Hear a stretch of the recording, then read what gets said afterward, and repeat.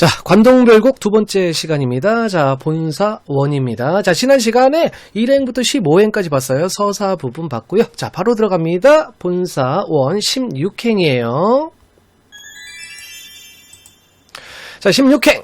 영둥이 무사하고 시절이 3원인제. 자, 영둥. 가명 아닙니다. 가명안이 무사하고. 그러니까 자기가 맡은 지역이 별 사고가 없어요. 아무 사고가 없고. 자, 그렇다면 이 부분은 자기가 그만큼 정치를 잘했다라고 보는 거. 다시 말해서 선정을 과시. 자기가 선정을 펼쳤다는 걸 약간 과시하는 듯한 그런 표현으로 볼 수도 있습니다. 영둥이 무사하고 시절이 3월인제. 자, 3월달이에요. 자, 꽃피는 춘삼월이 다가왔습니다. 자, 그러니까 나들이 가기 딱 좋죠. 자, 17. 화천 시내길이. 자, 꽃이 핀 시내길이 풍악으로 뻗어 있다. 자, 풍악. 여기서 풍악은 금강산의 또 다른 이름입니다. 자, 원래 금강산이요, 철 따라 이름이 많아요. 그래서 봄에는 금강산이라고 하고요, 여름에는 복례산, 가을에는 풍악산, 겨울에는 개골산이라고 합니다. 그런데 분명히 3월달이라고 했잖아요. 근데 풍악으로 뻗어 있다. 아니, 왜 가을철에 금강산의 이름을 썼을까요? 자, 이거는 금강산으로 떠나는 어떤 그 흥취를 더 부각하기 위해서, 더 잘 드러내기 위해서. 자, 그래서 이제 풍악, 가을철에 금강산의 이름을 사용하고 있습니다. 지금 이 금강으로 뻗어 있다. 행장을 다 떨치고. 자, 행장이라는 건 이제 먼 길 떠날 때 들고 다니는 무슨 가방 같은 거, 뭐 그런 건데, 행장을 다 떨치고 간소하게 하고 간편한 옷차림으로. 아무래도 산에 올라가야 하니까 좀 거추장스럽게 하고 치장 막 이런 거 하고 올라갈 수는 없으니까 간소하게 하고 행장을 다 떨치고, 석경에 돌 많은 길, 그러니까 돌길에 막대 지팡이 짚어가며 백천동 곁에 두고 만폭동으로 들어가니. 백천동을 지나서 만폭동. 자, 이 만폭동 중요하죠. 금강산의 첫 번째 여정입니다. 이 만폭동에서 폭포를 보게 돼요. 이 만폭동으로 들어가니. 같은 무지개, 옷 같은 용의 초리. 자, 이 부분 시험에서 굉장히 잘 나옵니다. 왜? 다양한 표현 방법이 쓰였으니까요. 일단 뭐뭐 같은 했으니까 직유법 쓰인 거죠. 직유법이 뭐였죠? 뭐뭐처럼 뭐뭐같이 뭐뭐인듯 뭐뭐인양, 이런 거 사용하면 직유법이라고 했잖아요. 자, 그래서 여기서 직유법 쓰였고요. 그리고 또 이 무지개하고 용의 꼬리 같은 경우는 폭포를 비유한 표현이거든요. 자, 폭포를 비유했기 때문에 이거는 은유법이 됩니다. 자, 무지개. 그리고 또 문장 구조 비슷하네요. 뭐뭐 같은 비슷한 문장 구조가 반복되고 있으니까 대꾸법이 쓰였죠. 자, 그래서 다시 한번 정리하면 은유법, 직유법, 대꾸법이 쓰였습니다. 그래서 만폭동의 폭포를 비유하고 있죠. 은 같은 무지개다, 옷 같은 용의 꼬리다 라고. 자, 21. 섞어돌며 뿜는 소리. 자, 이 소리는 폭포의 물소리가 되겠죠. 섞어돌며 뿜는 소리가 십리까지. 자, 십리는 약 한 4km 정도가 십리인데요. 그 십리 밖까지 그 폭포의 물소리가 들린대요. 약간 과장도 된 것 같죠. 예. 그 십리까지 그 폭포의 물소리가 들리니. 들을 때는, 자, 멀리서 들을 때는 우레로니 천둥소리 같더니만. 자, 우레는 천둥소리예요. 천둥소리 같더니만 가까이서 보니까 눈이로다. 눈발이 휘날리는 것 같다. 그 폭포의 물보려가 부서져가지고 눈이 날리는 것 같다 라고 표현하고 있죠. 자, 여기에서는 이제 앞부분에서는 멀리서 들을 때는 우레라고 했으니까 청각적 이미지, 청각적 심상 느껴지고요. 가까이서 보니까 눈이로다 라고 했으니까 시각적 심상 느껴집니다. 자, 그리고 멀리서 들었을 때, 가까이서 봤을 때 원경에서 근경으로 가고 있다는 거, 이런 것도 확인할 수 있죠. 자, 16행부터 22행입니다. 자, 금강산의 첫 번째 여정, 만폭동에서 폭포를 보죠. 그 아름다운 모습을 보고 감탄합니다. 관내가 무사한 호시절에, 호시절이라는 건 좋은 시절, 3월에, 꽃피는 춘삼월에 간편한 옷차림으로. 자, 본문에서는 뭐라고 했죠? 행장을 다 떨치고 뭐 이렇게 나왔죠? 간편한 옷차림으로 내금강은 금강산이에요. 그 금강산의 만폭동 폭포의 장관을 구경하는 그런 내용이었습니다. 자, 계속 갈게요. 23. 금강대. 자, 이렇게 대로 끝나는 데는요, 산의 꼭대기가 좀 평평한 데, 넓고 평평한 데를 대라고 해요. 그래서 산을 나타내는 표현 중에서 땡땡 봉으로 끝나는 데가 있어요. 봉은 정상 부분이 좀 뾰족한 데, 뾰족한 데가 봉이라고 생각하면 되고요. 대는 좀 넓고 평평한데 그게 대입니다. 자, 어쨌든 이 금강대의 맨 우측에 맨 꼭대기에 선악은 학이에요. 학. 근데 앞에 선자가 붙었잖아요. 여기 선자. 요 한자를 잘 보세요. 사람이네 매산자 이렇게 있죠?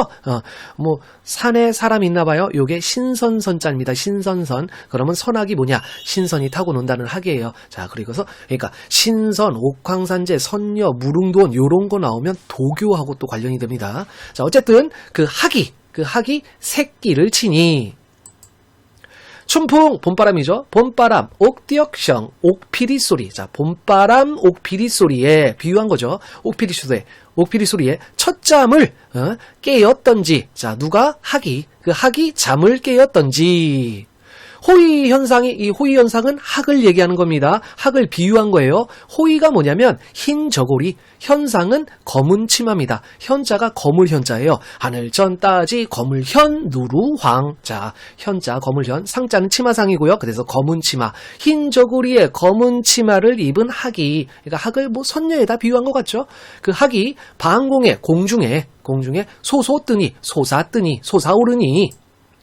서호 옛주인을 반겨서 넘논한 듯 서호 옛주인을 반가워하는 것 같다. 자, 여기서 서호 옛주인은 없는데 왜 서호 옛주인을 반겨서 넘논한 듯 하다라고 표현했을까요? 자, 이거는 서호 옛주인이 뭐냐면 송나라 시인 인포를 얘기하는데요. 자, 송나라 시인 인포가요, 그 자연에 응거하면서 이제 매화를 아내 삼고 학을 자식 삼아서 그렇게 자연에서 이제 자연을 즐기며 그렇게 시도 쓰고 했던 사람이에요. 그 인포, 한마디로 말하면 신선과도 같은 삶을 살았던 그 인포와 자기가 그 느끼는 그 아우라, 그 포스가 비슷하다. 그래서 학이 나를 보고 서호 옛주인인 듯 여겨가지고 나를 반기는 것 같다라고 표현하고 있는 거죠. 그래서 좀 약간 신선적 어떤 그런 풍류, 풍모 이런 것들 느끼는 그런 부분입니다. 자, 그래서 23행에서 26행은요, 금강대 위에 선악을 보며 이 도선적이 이제 도교적인 거예요. 도선적 풍류를 느끼는 부분이죠. 소향로, 대향로 눈 아래 굽어보고. 요 소향로, 대향로는요, 이제 산봉우리라고 생각하면 됩니다. 그러니까 향로는 이제 향을 꽂는 거잖아요. 그래서 작은 향로처럼 생긴 봉우리, 큰 향로처럼 생긴 봉우리를 눈 아래 굽어보고. 눈 아래 굽어봐? 그러면 화자는 어느 정도 올라간 거죠. 좀 산을 올라갔습니다, 지금. 눈 아래 굽어보고. 정양사로 끝났으니까 절이죠. 정양사의 진월대의 고티어는 다시 올라 앉으니.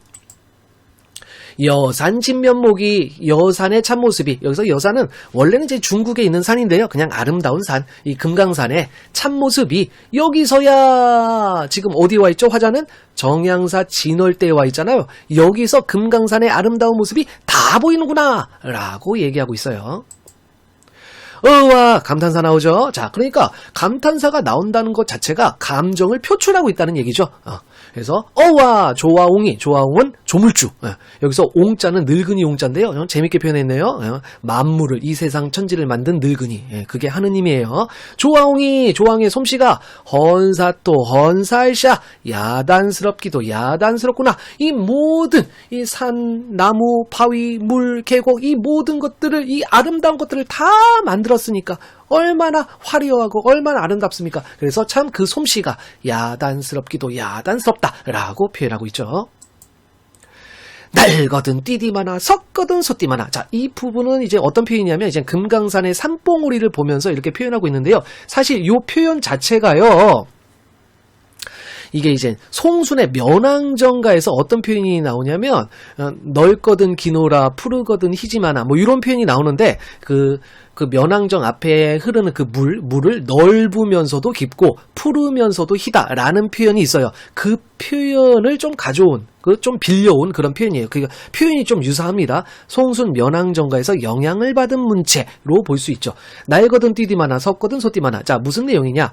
날아가려거든 뛰지나 말지, 서 있으려거든 솟지나 말지. 그러니까 날아가는 것 같기도 하고 뛰는 것 같기도 하고 서 있는 것 같기도 하고 솟아오르는 것 같기도 하다. 뭐가요? 산봉우리가. 그 산봉우리의 모습이 나는 듯 뛰는 듯 서 있는 듯 솟아오르는 듯 하다라는 거죠.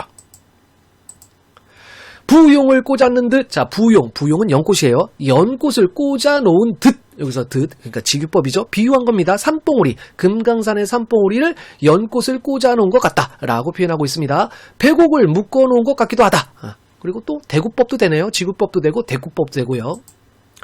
동명, 동해바다, 동해바다를 박차고 오르는 것 같기도 하고, 북극, 북극은 북극성입니다. 북극성을 떠받치고 있는 것, 괴고 있다. 그러니까 떠받치고 있는 것 같기도 하고, 뭐가? 산봉우리가. 높기도 하거나 망고대여, 외롭기도 하거나 혈망봉이여. 자, 요거는 다 금강산에 있는 산봉우리죠. 망고대와 혈망봉 얘기하고 있어요. 하늘에 치밀어 올라 무슨 일을 아뢰려고. 천만겁 아주 오랜 세월이 지나도록 굽힐 줄을 모르느냐. 자, 지금 망고대와 혈망봉을 보면서 뭐를 떠오르냐면 충신의 모습을 떠오릅니다. 아주 오랜 세월이 흐르도록 자기의 어떤 그런 그 변치 않는 마음을 그냥 계속 간직하고 있는 어떤 그런 신하의 모습, 그 신하의 모습을 망고대와 혈망봉의 모습을 통해서 표현하고 있는 거죠. 그리고 또 이게 여기서 북극을 떠받치고 있다라고 했는데, 이제 북극이 이제 북극성을 얘기하는데, 북극성이 또 임금을 상징합니다. 그래서 임금을 떠받치고 있는 존재들은 다 충신들이죠. 자, 여기서 느낄 수 있는 거는 또 숭고미, 이런 것도 느낄 수 있고요. 와, 또 감탄사 또 나오네요. 감탄사 많이 나오죠. 예, 감정을 표출하고 있습니다. 와, 너여이고, 여기서 너는 망고대와 혈망봉을 의인화한 그런 표현이죠. 너로구나. 너 같으니 또 있는가. 자, 27행부터 37행까지 진월대에서 금강산의 산봉우리들을 조망한 그런 부분입니다. 진월대에 올라가서 금강산의 다양한 어떤 산세를 감탄하고 망고대 혈망봉의 기계를 보고 어떤 충신으로서의 어떤 그런 자세, 이런 것들을 다짐하는 부분이라고 볼 수 있겠죠. 자, 오늘은 여기까지 끊겠습니다. 수고하셨습니다.